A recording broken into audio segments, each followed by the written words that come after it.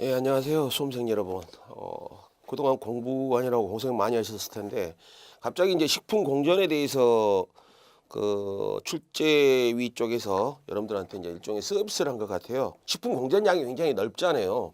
우리가 수산물만 따져도 굉장히 어디를 공부해야 될지 알 수가 없는 부분이 많은데, 특별하게 식품 공전 쪽에서 아예 자료를 줬어요.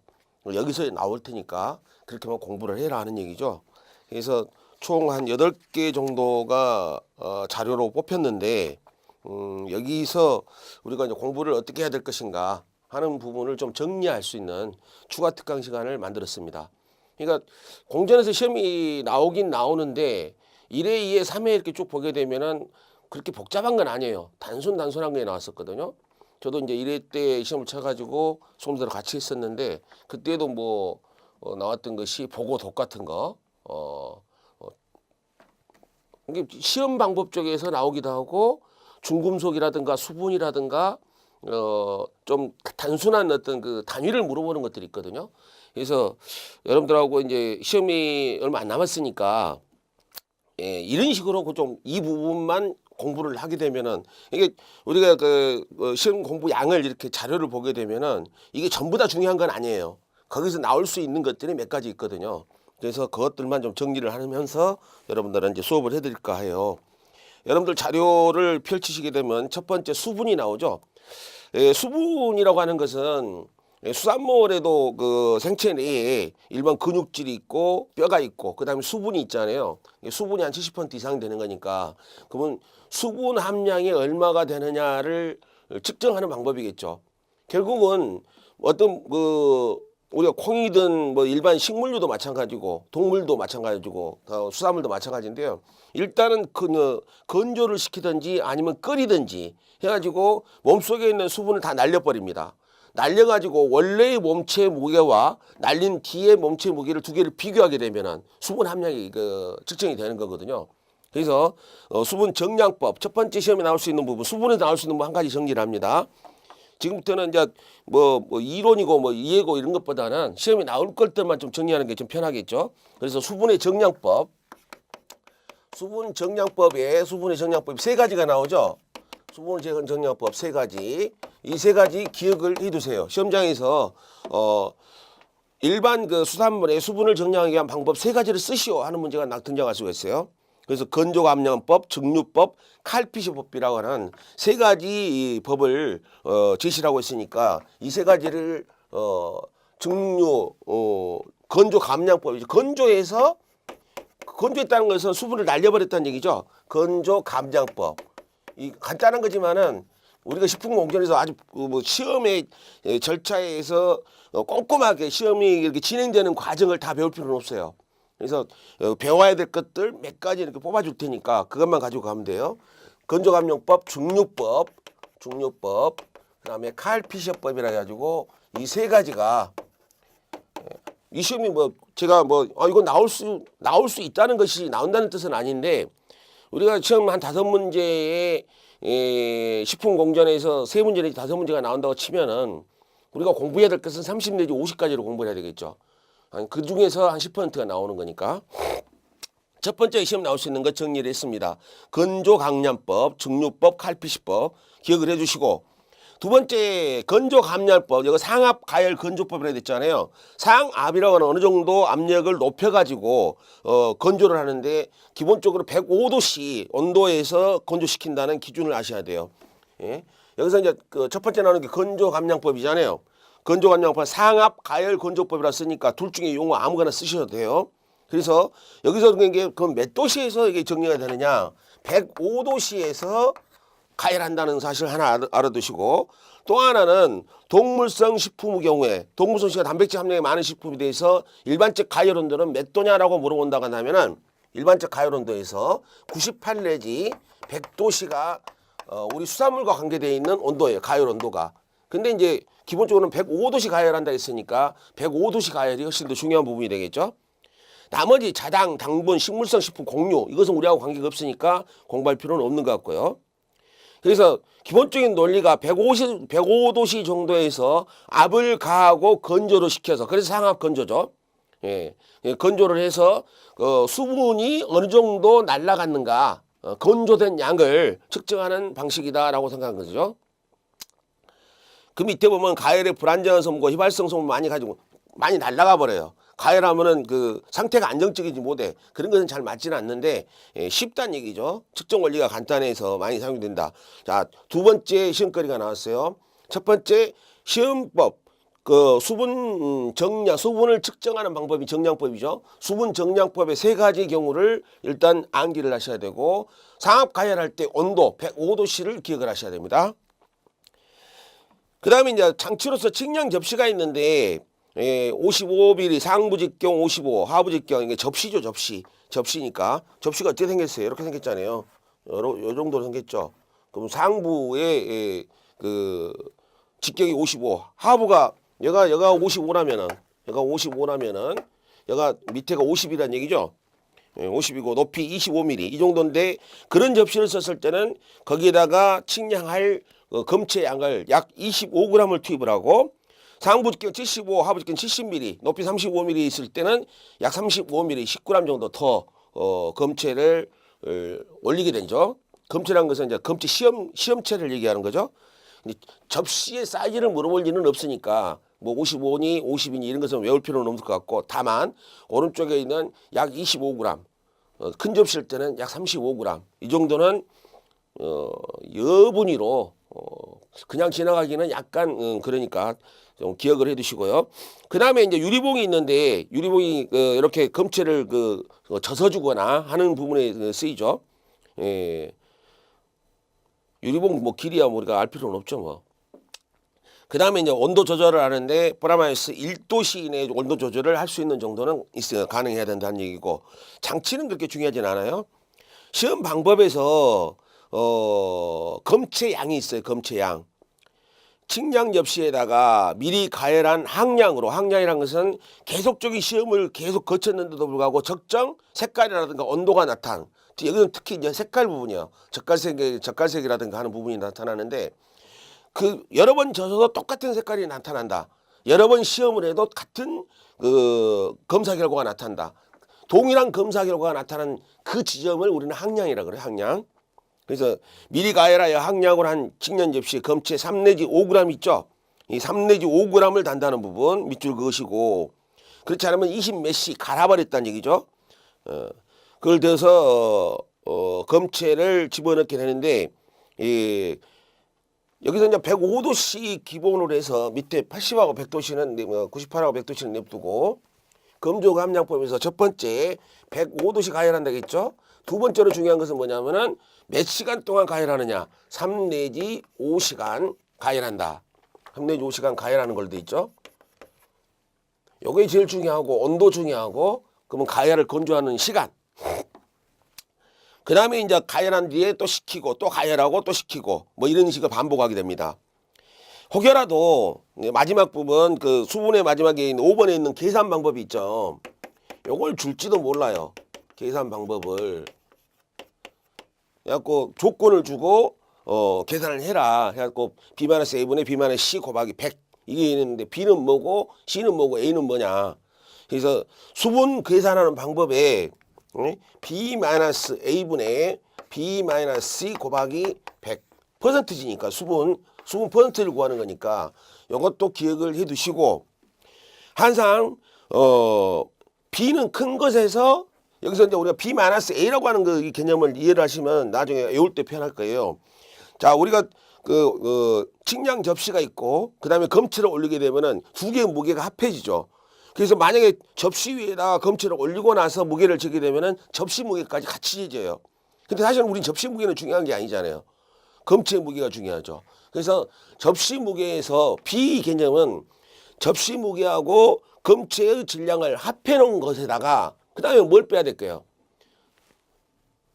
여기 보면은 B-A니까 접시 무게는 빼줘야 될 거 아니에요.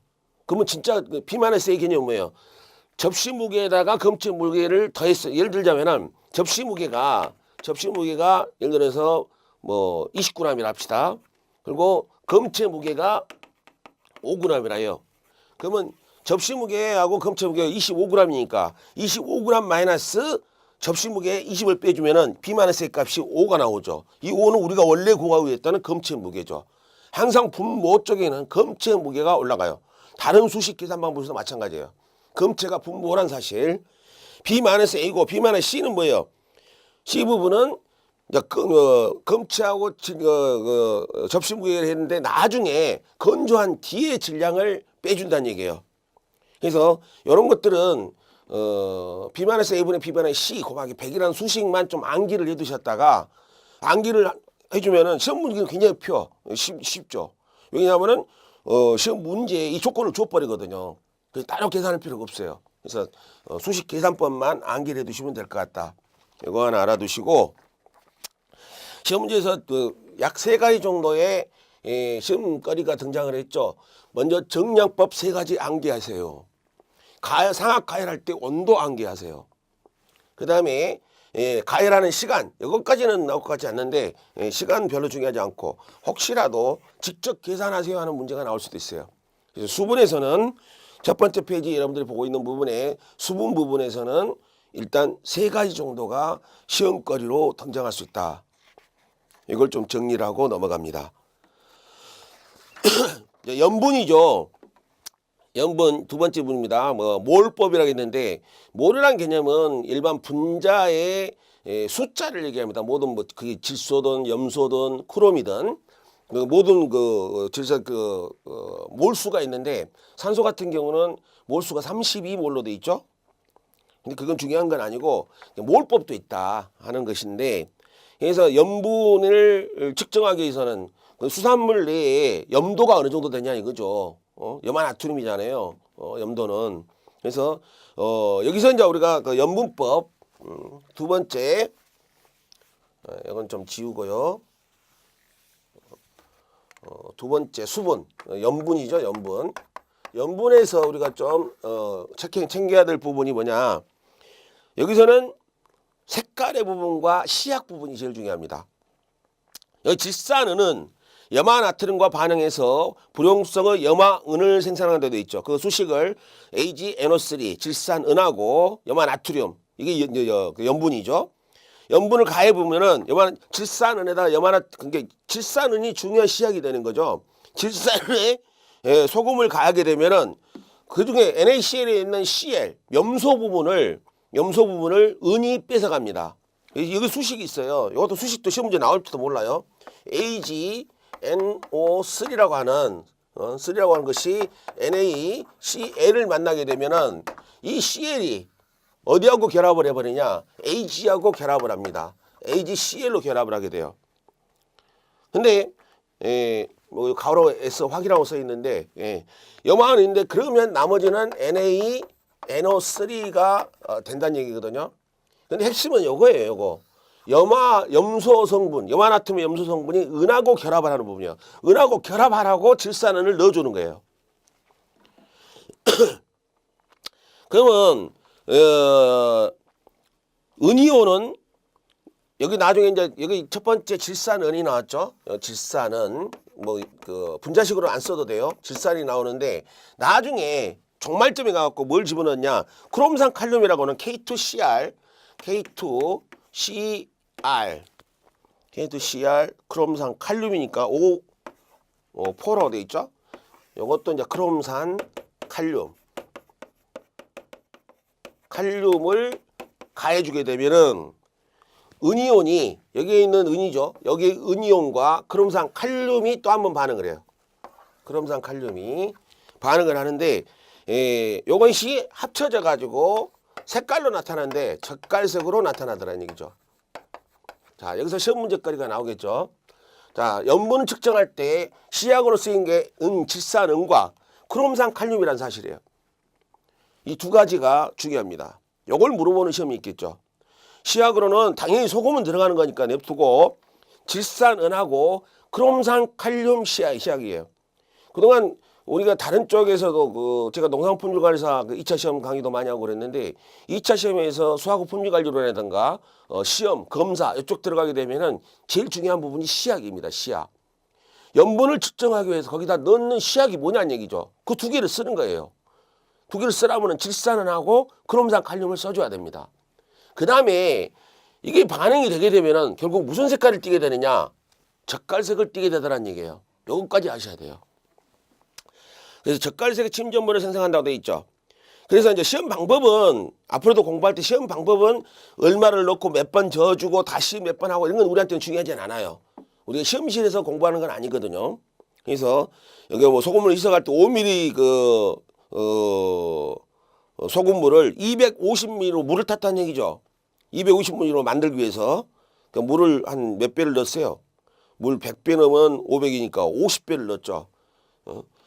소금물 5ml에다가 50배의 물을 넣으니까 250ml가 만들어졌다는 얘기입니다.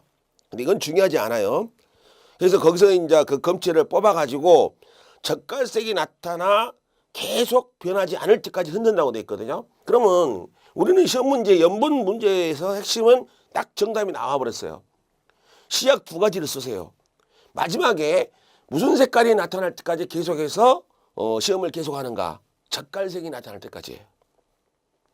또 하나 시험 문제 나올 수 있는 게 또 있죠. 그거 말고도 계산 방법. 우리 수분에서도 계산 방법이 있었잖아요. 자, 계산 방법도 암기를 해야 됩니다. 계산 방법에서는 숫자가 있어요. 지금 58.5 곱하기 0.1 곱하기 5분의 t라고 돼 있죠. 58.5 곱하기 0.1 곱하기 5분의 t로 돼 있거든요. t만 주어지면 되겠죠. 58.5 곱하기 0.1 여기까지는 왜 두셨다가 t가 어떻게 주어지느냐 조건식에서 줄 겁니다. 여러분이 따로 구할 필요는 없어요. 그 t란 개념은 0.1몰의 질산원의 평균 적정량이다 이렇게 돼 있는데 이것이 뭐냐고 뭐 여러분들 공부를 따로 하실 필요는 없고 t를 줄 거예요. 계산하라고 준다면은 이렇게 되겠죠. 0.1몰 질산의 평균 적정량은 몇이다 이렇게 주면은 거기다 이거 대입시켜버리면 돼요. 그러면 염분량이 나오는 거죠. 그럼 시험 문제거리 염분 파트에서 공부할 거리가 총 3개의 항목이 나타납니다. 자, 시약으로 쓰는 것은 질산음과 크롬산 칼륨이라는 거고 이게 반응해서 나타나는 색깔은 젓갈색이라는 거고 요거 계산하는 방법은 58.5 곱하기 0.1 곱하기 5분의 t로서 계산한다. 요게 염분 공부의 끝입니다. 우리 농품사 2차 시험도 그렇고 수산품질관사 2차 시험도 그렇고요. 검사 시험이 나오잖아요. 수하고 품질관리론 관계돼서 수산물의 검사 부분이 있으니까 또는 이제 품질 인증 부분은 뭐 관능 검사도 있고 정밀 검사도 있으니까 좀 다릅니다만은 그래서 이런 부분을 공부할 때 공부거리를 폭 집어내줘야 되거든요. 근데 제일 중요한 게 시약이에요. 그리고 측정 방법이 몇 가지가 있으면 측정 방법이 이름이 뭐냐는 얘기죠. 이렇게 해서 염분을 좀 정리를 하고요. 염분 몰법은 그래요. 몰법은. 그럼 회합법은 뭐냐. 회합법은 태워버렸다는 얘기죠. 여기도 젓갈색이 나타납니다. 지금 여기서 보면은 소금물에다가 크롬산 칼륨을 가하고 질산은을 가했죠. 이것도 마찬가지죠. 백색 침전물로는 염화은이 나타나고요.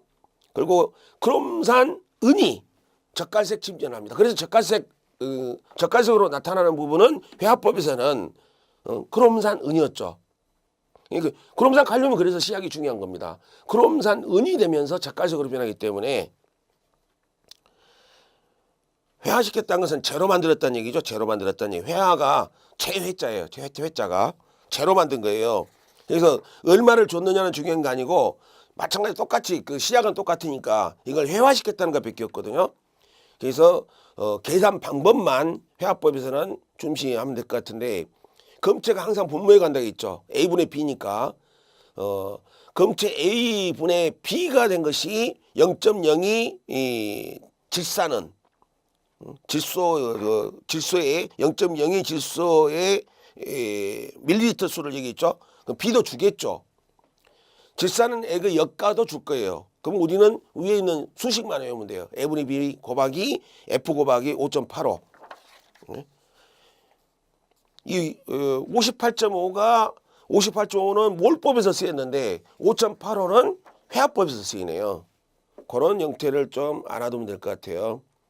여러분들 자료에다 역가가 뭔지 이렇게 설명을 붙여놨는데 그 알 필요는 없어요. 왜? F를 주거든요.